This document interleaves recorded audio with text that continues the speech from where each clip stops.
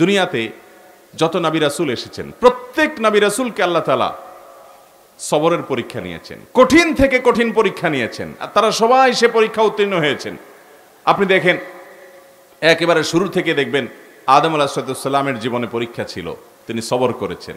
সুলাইমান আলাইহিস সালাম মহারাজা ছিলেন, গোটা দুনিয়ার রাজত্ব করেছেন, তারপরও পরীক্ষা এসেছে। রাজত্ব কিছু সময়ের জন্য চলে গেছে, নানামুখী পরীক্ষা আরও এসেছে, সবর করেছেন। দাউদ আলাইহিস সালামের জীবনে পরীক্ষা এসেছে, সবর করেছেন। আইয়ুব আলাইহিস সালামের জীবনে মহা পরীক্ষা এসেছে, সবর করেছেন। ইউনূস আলাইহিস সালামের জীবনে পরীক্ষা এসেছে, তিনি সবর করেছেন। কঠিন সময় আল্লাহ তাআলার নবী মূসা আলাইহিস সালামের জীবনে এসেছে, তিনিও সবর করেছেন। মুহাম্মদ সাল্লাল্লাহু আলাইহি সাল্লামের পুরো জীবনই তো কঠিন আর কঠিনে ভরা, তিনিও সবর করেছেন। শুধু তিনি নন, তিনি ইরশাদ করেছেন আশাদ্দুন নাসি বালাআন আল আম্বিয়া সুম্মাল আমসাল ফাল আমসাল। কিছু লোক আছে দেখবেন যারা ধৈর্য ধারণ করতে পারে না, অস্থির হয়ে যায়, কিছুতেই হতাশ হয়ে পড়ে এবং যা তা বলে ফেলে, বদমেজাজি দেখায়। এই মানুষগুলো বলে আমার কপালটাই খারাপ, যেদিকেই যায় সেদিকে বাধা। আছে না নাই এই কথা বলনা লোক, যে যেদিকে যায় সেদিকে। ভাইরা আমার, নবী করিম সাল্লাল্লাহু আলাইহি সাল্লাম বলেছেন আল্লাহর কাছে সবচেয়ে প্রিয় মানুষ কে, আল্লাহ কাকে সবচেয়ে বেশি পছন্দ করেন। ইন্নাল্লাহা ইযা হাব্বা কওমান ইবতালাহুম, আল্লাহ যখন কোনো মানুষকে, কোনো সম্প্রদায়কে পছন্দ করেন তখন তাদেরকে পরীক্ষায় ফেলেন, কঠিন কঠিন পরীক্ষা এবং বিপদ দেন। আল্লাহ তাআলা পরখ করেন যে এই ব্যক্তি কতটা ধৈর্য ধারণ করতে পারে, যদিও আল্লাহ তাআলা সবকিছু জানেন, আলিমুল গায়ব। অতএব নবীদের জীবনে সবচেয়ে বেশি বিপদ আসছে।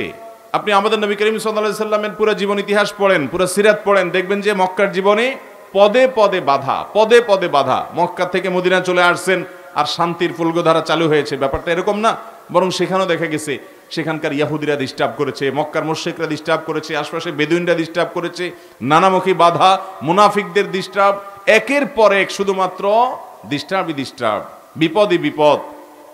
এই সকল বিপদ সারা জীবন মোকাবেলা করে এই সকল বিপদ থেকে উত্তরণের পথ তিনি খুঁজে বের করেছেন খুব ঠান্ডা মাথায়, বুদ্ধিমত্তার সাথে, সবরের সাথে, ধৈর্যের সাথে।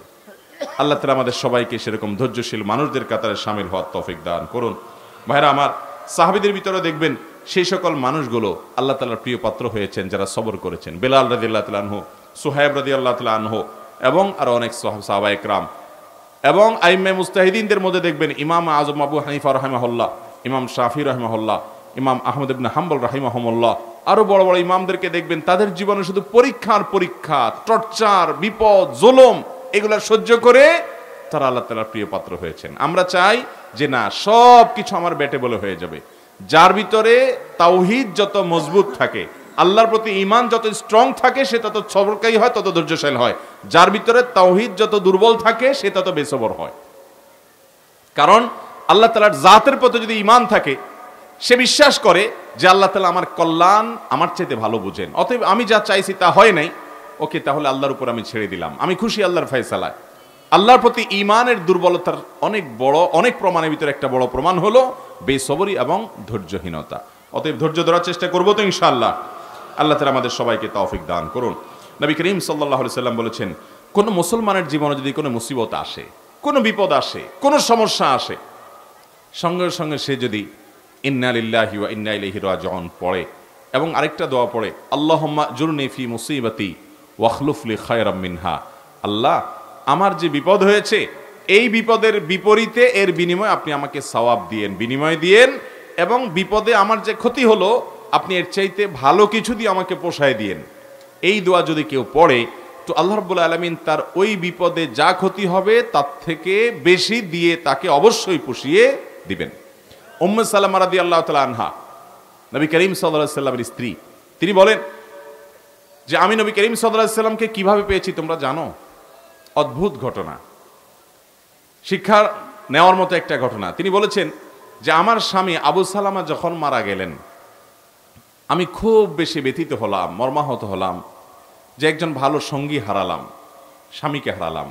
তো আল্লাহর কাছে আমি কেঁদে কেটে নবী সাল্লাল্লাহু আলাইহি সাল্লামের সেখানে এই দোয়াটা পড়েছি, আল্লাহুম্মা জুরনি ফি মুসিবাতি, আল্লাহ আমার মুসিবত এবং বিপদে আপনি আমাকে বিনিময় দিয়েন, বিপদ যে হলো এর বিনিময় আপনি আমাকে দিয়েন, ওয়াখলুফ লি খায়রাম মিনহা, এবং এই বিপদে আমার যা ক্ষতি হলো, আমি যে হারালাম স্বামীকে, তার চাইতে বেটার কিছু আমাকে দিয়েন।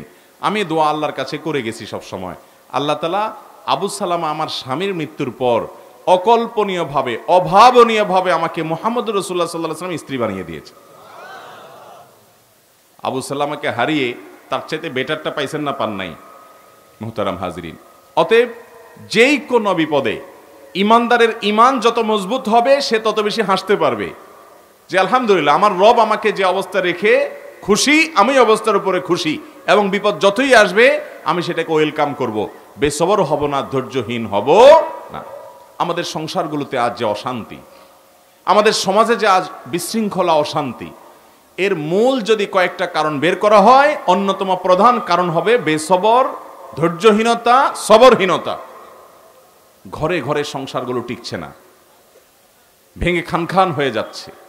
প্রতি মুহূর্তে মুহূর্তে বিবাহ বিচ্ছেদের ঘটনা ঘটছে। অন্যতম কারণ ধৈর্য সহ্য নাই। ছেলেরও ধৈর্য নাই, মেয়েরও ধৈর্য নাই। কিছু হলেই সব হটমেজাজি হয়ে যায়, সবাই কাট্টি দেওয়া শুরু করে। কাট্টি বুঝেন তো? আপনাদের এলাকায় কি বলে? দোস্ত দোস্ত একটু অভিমান হলে, রাগারাগি হলে বলে না তোর সাথে কাট্টি। এই যে তোর সাথে আর কথা নাই, স্বামী স্ত্রীর মধ্যে আজকাল এই অবস্থা। প্রতিটি ঘরে ঘরে অশান্তির মূল কারণই হলো সবরহীনতা। যে ধৈর্য জিনিসটা আজ আমাদের কাছ থেকে নাই। এটাকে আমরা ইবাদত মনে করি না। একটা জটিলতা হলো আমালুল কুলুব বা অন্তরের আমলগুলোকে আমরা একেবারে কেয়ার করি না, অথচ অন্তরের আমলগুলোর গুরুত্ব অনেক বেশি।